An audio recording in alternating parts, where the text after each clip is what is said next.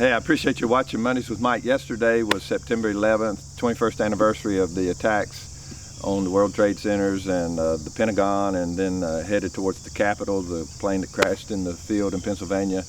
And my wife and son and I, 21-year-old son, who's too young to remember it at all, we watched a documentary last night, very powerful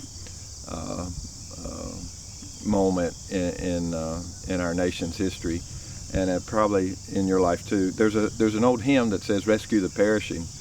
It's actually out of Proverbs chapter 24, verses 11 and 12, and we kind of think of that song as take the gospel to the dead and dying, and certainly it can be applied to that.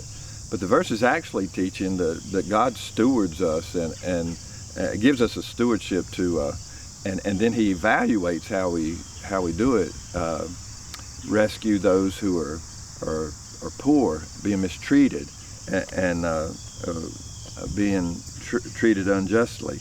And it says this: rescue those who are being taken away to death. Hold back those who are stumbling to the slaughter.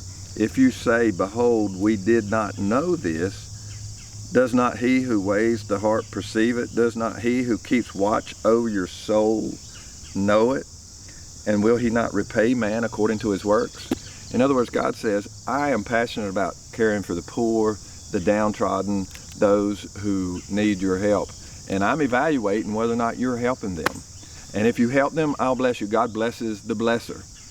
But if you don't help them, and you act like you don't know about it, but you do, then he's saying, I'm gonna hold you accountable for that. So as Christians, we need to be rescuing the perishing. We do need to be taking the gospel to a dead and dying world. We need to be a spiritual first responder, but not just to the lost. We need to be a spiritual first responder to hurting Christians, to our community at large, and not just in a way that presents the gospel, but in a way that meets real human need, that God can say, I'm going to bless you for doing that. Thank you. Oh, by the way, one day you'll reap the benefit at the Bema seat.